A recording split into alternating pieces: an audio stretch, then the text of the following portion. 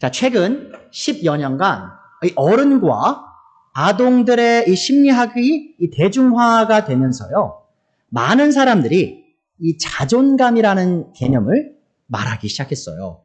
자, 특히 이제 여러분들 이제 아이들 키우는 방식을 다루는 유튜브나 TV 영상들을 보시면 이 어린아이들의 자존감을 키워줘야 된다는 말 엄청 많이 들으셨을 거예요. 그리고 실제로 어떻게 하면 우리 아이에게 좋은 이제 높은 자존감을 생기게 해줄까, 셀프-이스템을 생기게 해줄까라고 고민하셨을지도 모르겠습니다. 자, 그래서 사실 우리가 부모님들이 혹시라도 아이가 자존감을 좀 잃을까봐 노심초사하시면서 되게 조심하시는 경우도 있는 것 같아요. 하지만 제가 이 설교자로서요, 여러분들에게 확실하게 말씀드릴 수 있는 진리가 있습니다. 자, 그것은요, 이 하나님의 말씀인 성경책은 자존감을 가르치지 않아요. The Bible doesn't teach self-esteem. 자, 되려요, 성경은요, 여러분, 이 자존감을 높이는 것을요, 좀 안 좋은 것으로 여깁니다. 자, 왜 그러냐? 자존감이란 말 자체가 뭐예요? What is the meaning of self-esteem?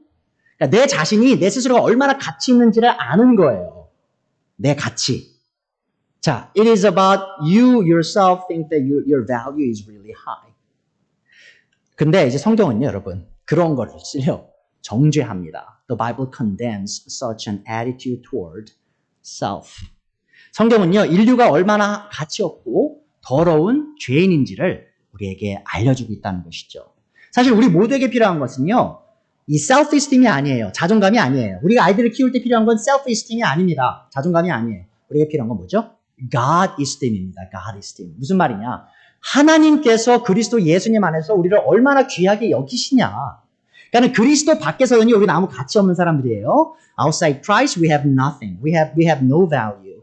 But in Christ, we have an immense value in God's sight. 그러니까 우리가 그리스도 안에 들어올 때 하나님께서 우리를 굉장히 가치 있는 사람들로 여겨주신다는 그 사실 자체가 우리 모두가 기억해야 하는 사실이라는 것이죠. 자, 우리 스스로가 우리가 얼마나 가치 있는지 아는 것이 중요한 게 아닙니다. 여러분, 하나님께서 우리를 얼마나 가치 있게 여겨주시는지 이 복음 안에서 그것을 알 때 우리가 참된 그리스도인 삶을 살 수 있고요. 우리 아이들도 참된 그리스도인으로서 자라나갈 수 있다는 사실을 기억해 주세요. 자, 우리 스스로가 우리의 신앙생활이 얼마나 가치 있는 것인지 깨달을 수 있는 원동력은 바로 하나님이 우리를 얼마나 가치 있게 여겨주시냐, 그리스도 안에서 그것임을 기억해 주세요. 자, 그런데 이제 그 self-esteem, 자존감뿐만 아니고요. 요즘에 또 유행하는 개념이 있습니다. 뭐냐면 화면에 보시면 나오죠? 자기주도성이에요.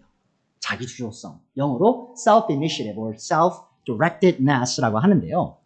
이 많은 전문가들이, 육아 전문가들이요, 나와서 이런 얘기 많이 합니다. 아이들이 자기주도적으로 살 수 있게 도와줘야 된다. 뭐 이런 얘기 하죠. 자기주도적인 아이 양육법 혹은 자기주도적인 학습법 여러 가지를 얘기해요. 물론 여러분, 아이들이 부모님이 얘기하지 않아도 스스로 할 수 있는 것들, 그거 나쁜 건 아니에요. 나쁜 것은 아니지만, 자, 문제가 있습니다. 우리가 이런 자기주도성 이런 것들을 아이들한테 가르칠 때 우리가 잘못 가르치게 되면요, 아이들이 이런 생각을 할 수가 있어요. 내 삶이 내 스스로가 결정하는 대로 이루어질 수 있는 거구나. 또 그래야만 하는 거구나. 자, 말 자체가 그렇죠. 자기주도성. 자기 삶의 중심이 누구예요? 자기인 거예요. 내가 원하는 것, 내가 바라는 것을 이루는 것이 삶의 목적이구나라고 착각할 수 있다는 겁니다. So when we overly emphasize this kind of concept of self-initiative or self-directedness, what we can convey to our children is this: our children's lives belong to themselves, so that they are the lords over their own lives. They are the decision makers of their life's directions, and they can do whatever they desire to do. 그러니까 그런 것들을 조심해야 된다는 거죠.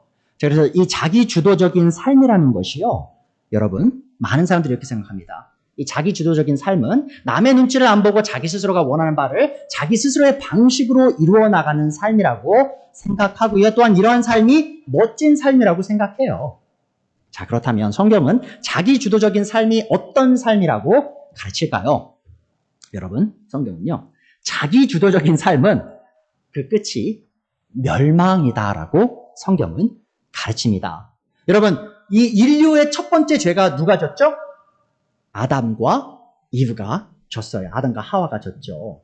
자, 그런데 여러분 기억하십니까? 사탄이 뱀의 모양으로 하와에게 와서 하와를 꿰 때, 유혹할 때 어떤 제안을 했죠? 어떤 일이 일어날 거라고 했죠? 그 선과 악을 알게 하는 나무에서 나는 열매를 먹으면 뭐가 된다고 그랬죠? 그들이 하나님과 같이 된다고 했어요. So the serpent tempted Eve with these words. The day that you eat the fruit of the forbidden tree, you will become like God.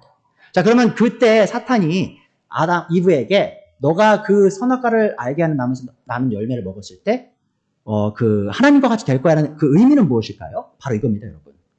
바로 그 아담과 이브가 그 선악과를 먹은 순간 어떤 일이 일어나냐? 바로 그들이 하나님과 독립적인 존재가 된다는 거예요. So it is that they can declare independence from God by partaking in that fruit. 그러니까 뭐죠? 하나님께로 독립선언을 한다. 그 말은 뭐냐면 이제 더 이상 하나님이 그들의 삶의 주인이 아니에요. 누가 주인이 되는 거예요? 내가 자기 주도적인 삶을 살 수 있게 된다라고 사실 사탄이 아담과 이브를 꿰었다라는 사실을 기억하세요. 자, 아담과 하와가 열망했던 하나님과 같이 된다는 것은요, 바로 스스로의 삶의 방향을 선택하고 스스로의 삶을 개척해 나갈 수 있는 삶. 자, 하나님이 제시하시는 그 길을 거부하고요, 내가 보기에 옳은 것을 선택하면서 살아가는 삶. 자, 그것이 바로 자기 주도적인 삶입니다, 여러분. 물론 세상 사람들은 자기 주도적인 삶이 옳은 삶이라고 얘기하지만, 멋있는 삶이라고 얘기하지만, 성경은 자기 주도적인 삶은 멸망으로 향하는 길이다. 그런 삶이다라고 분명히 말하고 있다는 사실을 기억해 주세요. 자, 아담과 하와 그리고 그들의 자손인 우리가 이 주도적인 삶, 자기 주도적인 삶을 살아갈 때 우리는 자유로운 사람이 되지 않고요, 되려 죄와 그 죄로부터 억압받는 그런 불행한 삶이 되었다는 사실, 그 선택으로 인해 그 사실을 기억해 주세요. 자, 그래서 오늘 날까지도 많은 사람들이 여전히 자기 주도적인 삶을 추구하지만 우리가 그리스도인으로서 그런 삶을 살아가면 안 됨을 기억하시기 바랍니다. 자, 그런데 여기서 우리가 깊이 고민해 볼 필요가 있습니다. 이 세상 사람들만 그러면 이 자기 주도적인 삶을 추구하느냐? 그리스도인들은 어떨까요, 여러분? 우리 신앙생활을 한번 생각해 보죠. 자, 많은 사람들이요, 이 자기 주도적인 신앙생활을 합니다. 자, 여기서 제가 말하는 이 자기주도적 신앙생활은요, 단순히 누가 말하지 않아도 교회 와서 열심히 하나님 섬기고, 누가 말하지 않아도, 목사님이 말하지 않아도 성경 읽고 기도하고, 그런 자기주도적 삶을 말하는 게 아니고요. 제가 말하는 자기주도적인 이 신앙생활은 바로 자기 자신이 주인된 자기중심적인 신앙생활을 하는 그리스도인의 모습을 제가 말하는 거예요. 그러니까 무슨 말이냐? 많은 그리스도인들이요, 자기주도적 혹은 자기중심적 믿음이 기독교의 믿음이라고 착각하고 산다는 것이죠. 자, 이런 사람들에게는요, 이 신앙생활은 또 다른 자아 실현의 수단입니다. 그러니까 하나님을 믿고 하나님을 따르는 길이요, 하나님의 영광과 하나님 중심적인 생각이 아니라 내 기쁨과 내 자아를 실현하기 위한 수단으로 생각한다는 거죠. 내 삶의 주인이 나인 것처럼 내 신앙생활의 주인도 나이다라고 말하는 거예요. 그리고 그들은 하나님이라는 이 수단을 이용해서 자신이 원하는 것을 얻고 이루려는 목적으로 교회에 나오고요, 스스로를 그리스도인이라고 부른다는 것입니다. 자, 이들에게 내가 편하고 안락한 삶이 하나님을 기쁘시게 하는 삶보다 더 중요해요. 여러분 잘 들어보세요. 혹시라도 우리가 하나님을 기쁘시게 하는 삶보다 내가 편하고 안락한 삶이 더 중요하지 않은지, 혹은 내가 잘 되는 삶이 하나님께 영광되는 삶보다 더 중요한 것은 아닌 것인지, 또 이런 사람들은요, 자신의 삶이 문제가 있을 때, 자기 삶에 문제가 있을 때 무슨 수를 써서라도 이 문제를 해결할 생각만 하고요, 이 상황에서 하나님께서 원하시는 것이 무엇인지 깊게 고민하지 않습니다. 여러분, 삶에 문제가 있을 때요, 자기 주도적인 신앙생활 하시는 분들이요, 깊이 고민 안 해요. 무슨 고민 안 해요? 아, 하나님께서 지금 원하시는 게 뭘까? 왜 내가 지금 암이 생겼을까? 왜 내 사업이 이렇게 안 될까? 왜 내 직장에서 이런 어려움이 있을까? 왜 관계에 이런 문제가 생겼을까 할 때 이 문제를 해결하는 것만 생각하지, 이 상황에서 하나님이 원하시는 게 뭘까를 고민하지 않는 신앙이 바로 자기 중심적 신앙이라는 겁니다. 또한 이들은요, 학교의 선택, 직장의 선택, 배우자의 선택에 있어서 자신이 원하는 것이 더 중요하지, 하나님께서 원하시는 것에는 관심도 없고요, 하나님의 뜻을 구하지도 않아요. 그러니까 내가 원하는 대로 배우자를 골라요. 내가 원하는 대로 직장을 골라요. 내가 원하는 대로 움직여요, 내 삶을. 하나님의 뜻이 뭔지 고민하지 않는다는 것이죠. 또한 이들은 철저하게 자신의 뜻을 구하면서 실현하기 위해, 자신의 뜻을 실현하기 위해 살아가지만 겉으로는 자신의 뜻이 곧 하나님의 뜻이라고 포장하면서 살아갑니다. 여러분 잘 들어보세요. 이런 분들이 이렇게 해요. 자기가 하는 일들 있잖아. 교회 안에서 나눌 때 이게 하나님의 뜻이야 라고 얘기해요. 내가 이렇게 하는 게 하나님의 뜻이야 라고 얘기하는데 이분들은요, 자신의 뜻을 하나님의 뜻으로 끌고 가는 그런 노력을 해본 적이 없는 분들이에요. 그냥 자기 원하는 대로 다 하고 난 다음에 이것이 하나님의 뜻이었어라고 그냥 아무렇지 않게 얘기하는 그런 삶을 사는 사람들이 분명히 아주 많다라는 겁니다. 자, 그러나 과연 이러한 자기주도적인 신앙이 기독교의 신학일까요? 결코 그렇지 않죠. 자, 오늘 우리는 모든 믿는 자의 영적인 아버지인 이 아브라함의 신앙을 살펴볼 겁니다. 자, 과연 모든 신자의 아버지인 아브라함은 어떤 신앙생활을 했을까요? 자, 우리 모두가 정신을 집중해서 오늘의 말씀의 본문에 이 귀를 기울여야 하는 이유는 아브라함이 가졌던 믿음이 바로 그의 영적인 자손인 우리 모두가 가져야 할 믿음의 본이 되기 때문입니다. 그러니까 아브라함이 살았던 그 신앙생활이요, 바로 우리가 사는 신앙생활의 모습이 돼야 한다는 것이죠. 자, 아브라함은 자기 주도적인 신앙생활을 하는 것이 거짓된 신앙생활임을 알았던 사람이에요. 그래서 아브라함은 철저하게 하나님께서 주도하시는 신앙생활을 했습니다. 자, 아브라함의 믿음은 철저하게 하나님 중심적인 믿음이었음을 기억해 주세요. 그래서 오늘 말씀 되십니다. 이 참된 기독교의 믿음은 아브라함의 믿음의 예를 따라 철저하게 하나님께서 이끄시는 믿음이고 하나님 중심적인 믿음입니다. 자, 우리가 아브라함의 믿음이 철저하게 하나님 중심적인 믿음이었음을 알 수 있는 첫 번째 이유는 바로 이 그의 믿음의 발자취가 하나님과의 약속과 함께 시작했기 때문이에요. 여러분, 아브라함의 믿음이 어디서 시작했는지가 중요한 겁니다. 첫 번째 요지예요.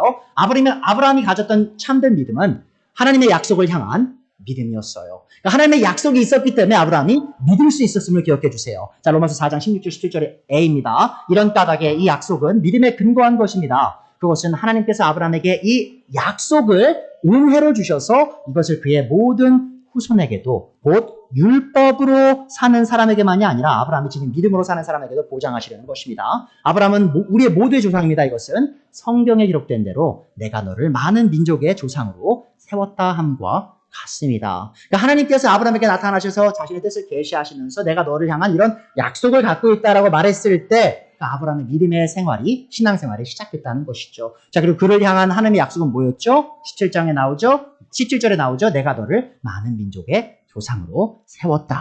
이 약속입니다. 자, 아브라함의 믿음은 하나님의 은혜로운 약속과 함께 시작되었음을 기억해 주세요. 자, 아브라함이 믿는 신자로서의 삶을 시작할 수 있었던 이유는 그의 삶에 하나님의 약속이 주어졌기 때문입니다. 자, 하나님께서 아브라함에게 어떤 약속을 주셨죠? 좀 전에 말씀드렸지만 그 애가 많은 민족의 조상이 된다는 약속이었어요. 자, 그리고 아브라함을 향한 하나님의 이 약속은 곧 하나님께서 아브라함에게 은혜를 주셨음을 의미합니다. 그러니까 하나님의 약속은 언제나 은혜예요. 우리가 받을 가치가 없는 사람이지만 하나님께서 주시는 그 복을 얘기하는 거죠. 자, 그래서 16절에서 바울이 말하죠. 하나님께서 아브라함에게 이 약속을 은혜로 주셨다. 자, 그리고 아브라함은 자신을 향한 하나님의 이 약속이 성취될 것이라고 굳게 믿었습니다. 아브라함의 열망은 자신의 삶 안에서 자신의 뜻이 이루어지는 것이 아니라 하나님의 약속, 하나님의 뜻이 성취되는 것이었어요. 여러분 보세요. 아브라함의 믿음이 어떻게 시작됐다고요? 하나님의 약속, 하나님의 계시로. 그리고요, 아브라함의 신앙의 그 목적은 뭐였냐면 자신의 뜻의 실현이 아니라 하나님의 약속, 하나님의 뜻의 실현이었습니다. 자, 하나님의 약속은 아브라함의 뜻이 아닌 하나님의 뜻에 따른 것이었어요. 자, 아브라함이 하나님의 약속의 이 성취를 믿고 또한 이것을 자신의 삶의 가장 큰 열망으로 삼은 것은 그가 자기 주도적인 신앙생활을 한 것이 아니라 하나님 주도적인 삶을 살았음을 보여줍니다. 자, 아브라함에게 있어서 그의 삶은 자신의 뜻과 목적을 이루는 무대가 아니었어요. 되려 이 아브라함은 자신의 삶이라는 무대 위에서 하나님의 약속이 성취되어서 하나님의 뜻과 목적이 굳게 세워지기를 간절히 소망했습니다. 자, 앞서 말했듯 이 교회에 나오는 수많은 사람들은 이 자신의 삶이 자신의 꿈과 뜻을 이루는 무대라고 착각하면서 살아갑니다. 수많은 사람들이 하나님을 향해 울부짖어요. 자, 근데 그 울부짖는 그 목적이 뭐예요? 내 열망, 내 뜻을 이루기 위한 것이죠. 자, 그리고 이들은 자신의 꿈과 뜻을 이루기 위해 부단히 노력하면서 살아갑니다. 그리고 그와 동시에 자신의 꿈과 뜻이 곧 하나님의 꿈과 뜻이라고 자기 최면을 걸면서 살아가기도 한다는 것이죠. 여러분, 제가 조금 실제적인 예를 들어드릴게요. 어떤 식으로 사는 삶이 내 뜻을 하나님의 뜻으로 둔갑시키면서 사는 삶이냐. 첫 번째로요. 이 외적으로 경제적으로 더 나은 조건의 배우자를 만나기 위해 이 믿지 않는 비기독교인과 교제를 하면서 이러한 만남이 전도를 위한 수단이라고 자기 위로를 하는 많은 젊은이들이 있습니다. 무슨 말인지 아세요? So this is very common among young Christians. They marry an unbeliever, and they package it this way. Oh, I'm trying to evangelize this person. By marrying this person, maybe God wants me to witness to this person. And they marry this unbeliever. 자, 여러분, 그게 바로 내 뜻을요, 하나님의 뜻이라고 포장하는 거짓된 자기 중심적인 신앙생활을 하는 겁니다. 또 어떤 게 있죠, 여러분? 주일에 하나님을 경배할 수 없는 직장이나 직종을 선택하면서 가족과 자신의 미래를 위해 어쩔 수 없는 일이라고 변명하는 사람들이 있어요. 그러니까는 하나님을 경배하는 것이 우리의 삶의 가장 큰 목적인데 하나님을 경배하는 것을 못하게 만드는 직장을 아무렇지 않게 선택하는 것 있죠. 자, 그게 아주 잘못된 자기 중심적인 생각으로 신앙생활을 하는 사람들의 모습입니다. 이 참된 믿음을 가졌던 아브라함의 삶은 어떠했나요? 자, 그는 하나님의 약속을 믿고 하나님께서 주신 자신의 고향과 가족을 떠나라는 명령에 순종했습니다. 그러니까 굉장히 어려운 삶을 선택한 거예요, 아브라함은. 여러분, 이 글로벌 시대가 된 오늘날에는요, 사실 이 이민이 예전만큼 어렵지는 않아요. 물론 이민이 쉽지는 않습니다. 우리 모두가 이민한 분들이지만 이민이 쉽지는 않지만 사실 우리가 이 아브라함 시대 있죠. 지금부터 한 4,000년 전쯤이에요. 그 당시에 이민을 한다는 것은요, 굉장히 어려운 일이었습니다. 실제로 아브라함이 우르라는 도시에서 약속의 땅까지 가는 그 거리가 얼마였는지 아십니까? 정확하게 한 1,000km 정도 됐어요. 1,000km. Probably about 600 miles. 600 to 700 miles. 그러니까 엄청난 긴 거리를 여행을 떠나야 됐고요. 자, 오늘날에야 사실 우리가 이 수단이 있잖아요. transportation 있잖아요. 타고 갈 수 있는 게. 그 당시에는 어떻게 해야 됐죠? 걸어가야 됐었어요. 자, 그리고 여러분 아십니까? 그 당시에는 화폐가 없었어요, 화폐가. 돈이, 커런시가 없었어요, 그 당시는. 어떻게 했죠? 물물 교환했다는 거죠, battering. 물물 교환을 했어요. 그럼 생각해 보세요. 우르에서 1,000km 떨어진 데를 가는데, 뭐 물건 많이 가져갈 수 있었겠어요? They couldn't bring a lot of stuff for battering. 자, 무슨 말이냐면, 가난한 삶을 선택했던 거예요. 먼 길을 떠나기 위해서. 자, 또 어떻습니까? 지금은 우리가 이민자라고 해도 미국의 법이 우리를 보호해주죠. The American law protects us even as immigrants here. 근데 과거에는요, 여러분, 그 이민자들을 위한 법은 없었어요. 자, 그리고 실제로요, 이민자들을 향한 범죄가 아주 횡행했었습니다. 이민자가 된다는 것은요, 목숨을 건 아주 어려운 삶을 시작하는 것이었다는 거죠. 자, 여러분 생각해 보세요. 아브라함이 그럼 대체 왜 그런 어려운 삶을 선택했죠? Why did Abraham choose that difficult life? 그건 바로 그가 하나님의 약속을 믿었기 때문입니다. 그러니까 여러분, 하나님 중심적인 믿음을 그 신앙생활을 하는 사람은요, 삶에 어려움이 있다 할지라도 그 어려운 삶을 선택할 수 있는 사람임을 기억해 주세요. 자, 그래서 그런 삶이, 그러니까 어려움이 오더라도 하나님의 뜻을 추구하고요, 하나님의 약속의 성취를 바라는 삶이 바로 하나님의 이 뜻과 열망을 이루는 삶, 참된 하나님 중심적인 신앙생활임을 기억해 주세요. 자, 그렇다면 아브라함은 어떻게 끝까지 이 하나님의 약속을 믿으면서 자신 앞에 놓인 다양한 어려움을 감내할 수 있었을까요? 자, 그것은 바로 그가 하나님께서 자신의 약속을 지키시는 능력 있는 분이심을 믿었기 때문입니다. 그러니까 여러분, 아브라함의 믿음은요, 블라인드 페이트가 아니었어요. 그러니까 눈먼 믿음이 아니었어요. 아브라함은 실제로 믿는 확신이 있었습니다. 뭐죠? 바로 하나님이 그 약속을 지키실 분이라는 걸 믿었다는 것이죠. 두 번째 요지입니다. 아브라함이 가졌던 참된 믿음은 하나님의 능력을 향한 그의 믿음이었습니다.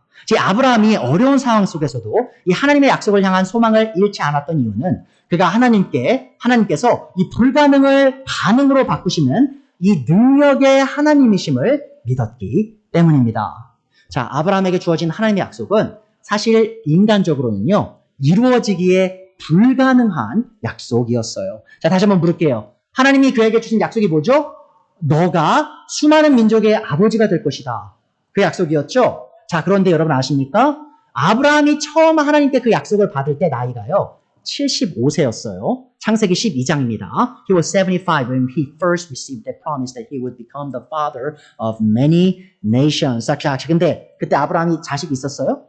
75세에 자식이 없었어요. 자, 그리고 아브라함이 창세기 15장에서 이 하나님께서 그를 통해 이 셀 수 없는 많은 민족을 만드시겠다고 약속하실 때, 그래서 하나님의 그 약속을 믿고 의롭다 인정받았잖아요. 그때 아브라함이 한 85세 정도 됐습니다. 자, 10년 동안요, 하나님이 아직 아들을 안 주셨어요.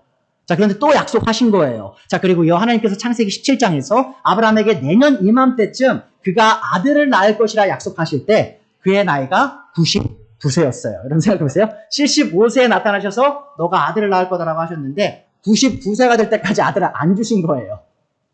자, 그러면 그때 사라가 몇 살이었냐? 그 아내 사라 있죠? 그녀는 89세였습니다. 아브라함이 99세일 때요, 사라는 89세였어요. 여러분 사실 한번 생각해보면 이렇죠.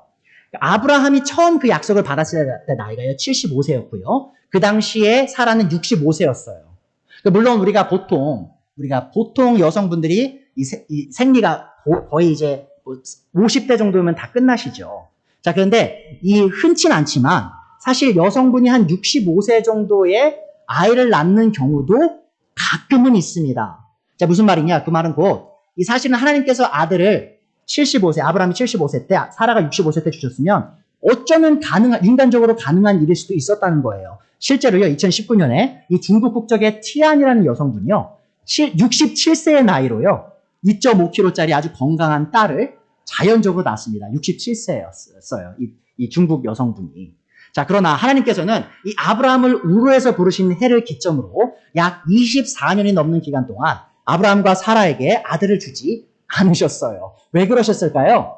상황을 불가능한 상황으로 몰아 넣으신 거예요. 자, 그래서 사라가 어떤 상황이 됐냐? 아브라함이 어떤 상황이 됐냐? 인간적으로, 생물학적으로 아이를 낳을 수 없는 죽은 몸과 같은 몸이 된 상황이 됐다는 거죠. 자, 그래서 로마서 4장 17절에 나오죠. 이 약속은 그가 믿은 하나님, 다시 말하면 죽은 사람들을 살리시며 없는 것들을 불러내어 있는 것이 되게 하시는 하나님께서 보장하신 것입니다. 그러니까 아브라함과 사라가의 몸이 죽은 사람처럼 된 거예요. 이 아이를 낳는 것에 있어서.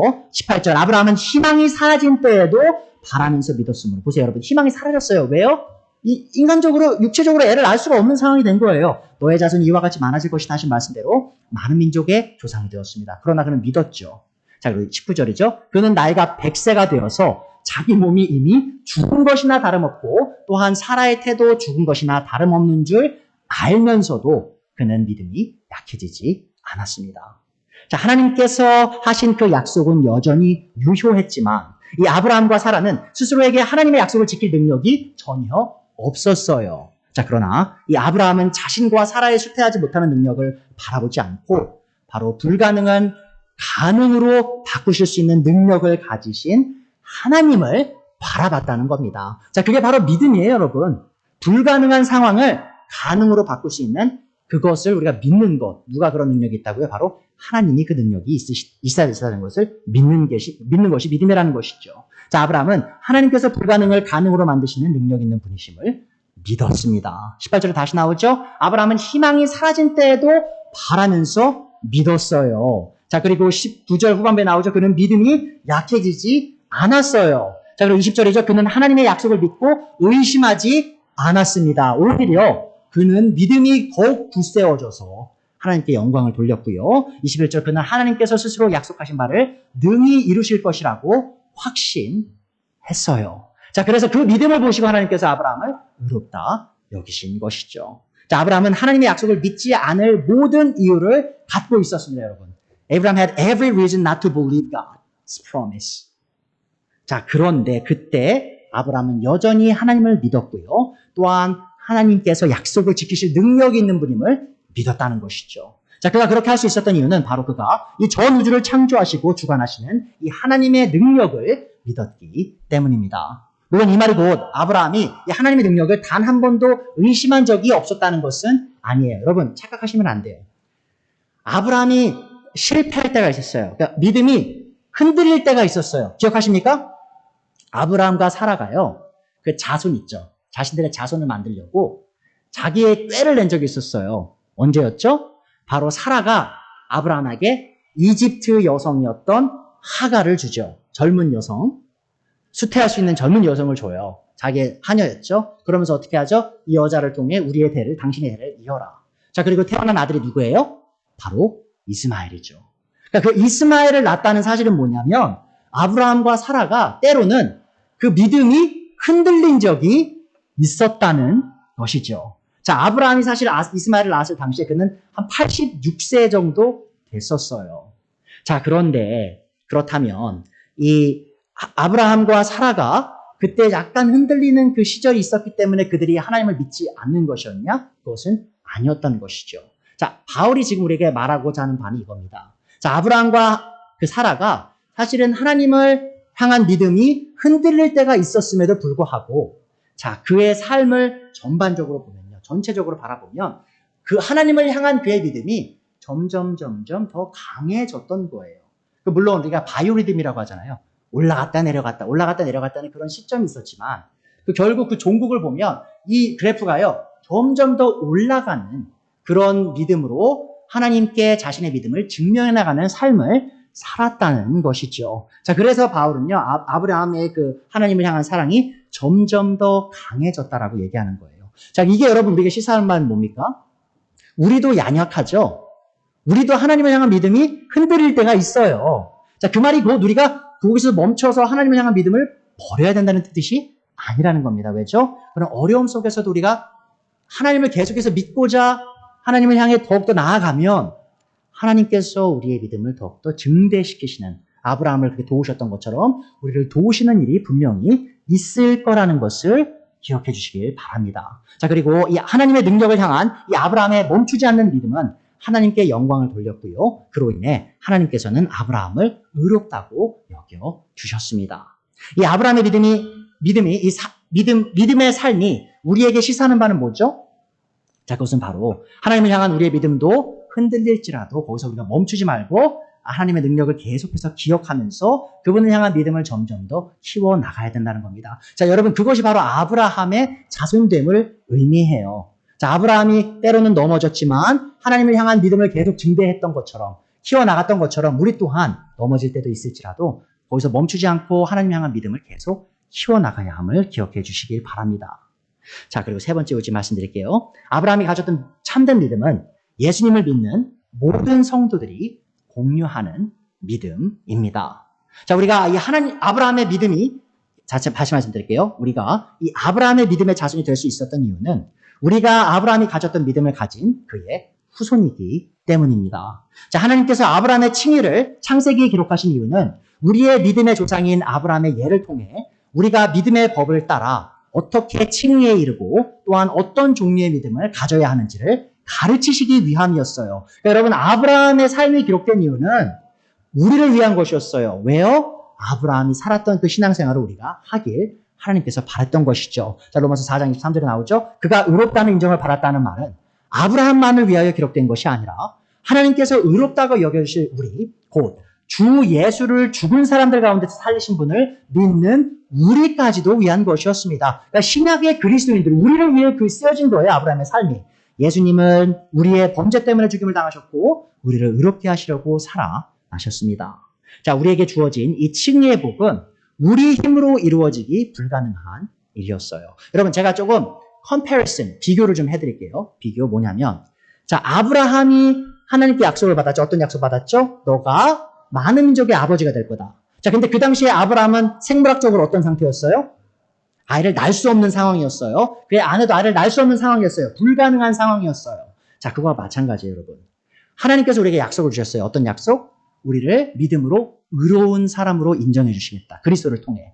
자, 근데 우리가 그게 인간적인 측면에서 보면요, 여러분, 그게 불가능한 거예요. 우리가 어떻게 의인이 돼요? 제가 어떻게 의인이 돼요? 저는 완전 추악한 죄인인데, 그거는 우리에게 있어서 우리 힘으로 이룰 수 없는 불가능한 일이라는 것이죠. 자, 그런데 아브라함이 그 불가능한 하나님의 약속이 이루어질 것을 믿었죠. 왜죠? 하나님께서 그 약속을 이루실 능력이 있는 분임을 믿었기 때문에. 자, 마찬가지입니다, 여러분. 우리 힘으로는 우리 스스로를 의롭게 만들 수 없어요. 우리 스스로를 천국에 들어갈 수 있는 천국 백성을 만들 수가 없어요. 자, 그런데 우리가 믿어야 될 게 뭐죠? 바로 하나님께서 자신의 아들 예수님을 보내셔서 이루신 그 사건. 십자가에서 우리의 죄를 담당하시고 부활하심으로써 그분의 의를 우리에게 선물을 줄 수 있는 길을 여신 그 약속의 성취를 우리가 믿을 때 마치 아브라함이 불가능한 하나님의 약속을 믿었던 것처럼 우리 또한 불가능한 하나님의 약속을 믿어서 우리가 아브라함의 자손으로서 드러날 수 있게 됨을 우리 모두는 기억해야 합니다. 자, 예수님의 이 부활은요, 단순히 우리가 눈으로 본 게 아니었어요. 그렇죠? 여러분, 예수님의 십자가에 죽으신 예수님의 부활을 우리가 눈으로 봤나요? 아니죠. 아브라함이 자신의 아들이 생길 걸 눈으로 확인했나요? 아니죠. 그러함에도 믿었죠? 마찬가지입니다, 여러분. 우리가 예수님의 부활을 아직 우리 눈으로 경험하지 못했으나 믿어요. 왜죠? 하나님이 자신의 아들 예수님을 부활시킬 수 있는 능력이 있는 분임을 믿기 때문이죠. 자, 그래서 우리가 아브라함과 같은 종류의 믿음을 가진 사람임을 기억해 주시기 바랍니다. 또한 이 예수님의 부활은요, 우리가 믿는 하나님께 어떠한 불가능도 없음을 효과적으로 보여줍니다. 자, 우리는 하나님께서 이 예수님을 통해 불가능을 가능으로 만드시는 능력 있는 분이심을 알게 되었고 믿게 되었음을 기억해 주세요. 자, 우리 모두는 우리 눈으로 이 예수님의 몸의 부활을 확인한 적은 없으나 여전히 믿는다는 것이죠. 이삭을 눈으로 보기 전에 아브라함은 이삭이 올 것을 믿었어요. 마찬가지입니다. 예수님의 부활을 우리 눈으로 보지 않았지만 우리는 믿는다는 것이죠. 자, 그것이 바로 이 크리스천의 믿음, 기독교의 믿음임을 기억해 주세요. 자, 그래서 하나님께서 보시죠. 아브라함의 죽었던 몸을 되살리셨죠. 사라의 죽었던 몸을 되살리셨죠. 부활시키신 거예요. 그래서 이삭을 낳게 도우셨죠. 마찬가지입니다, 여러분. 이 기독교의 신앙이 부활 신앙이죠. 왜 그렇죠? 그리스도께서 죽음 가운데 살아나셨으니까. 자, 거기에서 우리는 패럴러를 하나 지금 평행 관계를 발견하게 되는 거예요. 하나님께서 죽었던 아브라함의 몸과 사라의 몸을 살리셨던 것처럼 하나님께서 자신의 죽었던 아들을 살리신 거예요, 부활을. 그래서 우리가 같은 부활의 신앙을 아브라함과 우리가 공유하고 있음을 기억해 주시기 바랍니다. 자, 그렇다면 우리가 믿는 바가 뭐죠? 이 예수님의 죽으심과 부활이 우리에게 의미하는 바가 뭐예요? 벌써 25절이죠. 25. 25절에 나오죠. 예수님은 우리의 범죄 때문에 죽임을 당하셨고 우리의 의로움을 위하여, 우리의 칭의를 위하여 살아나셨다라고 바울은 얘기하고 있어요. 예수님께서 당하신 십자가의 죽음은 우리가 당해야 할 죄의 형벌을 하나님의 아들이신 예수님께서 대신 당하셨음을 증명합니다. 자, 또한 이 예수님의 부활은 예수님께서 자신의 죄로 인해 돌아가신 분이 아님을 명확하게 보여줘요. 자, 만약 예수님께서 자신의 죄로 인해 돌아가셨다면 하나님 아버지께서는 예수님을 죽음에서 다시 부활시키지 않으셨을 거예요. 자, 하지만 예수님의 부활은 예수님의 죽음이 자기 자신을 위한 죽음이 아니라 우리를 위한 죽음이었음을 보여주고요. 예수님께서 의로우신 분이었음을 증명합니다. 여러분, 예수님의 부활이 굉장히 중요한데 왜 그러냐면 하나님께서 이 예수님이 자신의 죄 때문에 죽지 않았음을 증명하시는 거예요. 왜죠? 그분은 의로우셔서 그분은 죽음 가운데 남겨지면 안 되는 분이에요. 생명 가운데 계셔야 되는 분이에요. 왜죠? 의로운 분이니까. 자, 그래서 그를 살리신 거예요. 자, 근데 우리가 칭의의 교리 지금까지 배웠죠. 칭의의 교리가 뭐죠?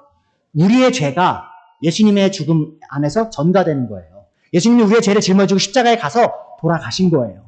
자, 거기서 멈추지 않죠? 바로 예수님이 부활하셔서 자신의 의를 우리에게 선물로 주시는 거죠. 그게 바로 칭의의 교리입니다. 자, 그래서 바울이 지금 얘기하는 거예요. 우리의 범죄를 위하여 예수님이 십자가에 돌아가셨고 우리의 칭의를 위하여 예수님이 부활하셨다. 그 말은 뭐냐면 예수님이 의로운 분으로서 하나님 앞에 증명이 되어서 그분이 이제 의를 가지신 분이에요. 완전한 하나님의 의를. 그래서 이제 그분 부활하신 그분이 우리에게 그 의를 선물로 주실 수 있는 위치에 계신 거라는 거죠. 그래서 우리가 아브라함이 하나님의 능력을 믿어 의롭다 인정을 받았던 것처럼 우리가 하나님의 그 능력, 부활의 능력을 믿어서 예수님을 믿을 때 하나님께서 우리를 또한 의롭다 인정해 주시는 일이 이 칭의의 교리 안에서 일어남을 여러분 모두가 기억하시기 바랍니다. 자, 그래서 이 아브라함의 삶이, 아브라함의 신앙생활이 왜 하나님 중심의 신앙생활이 될 수밖에 없었느냐.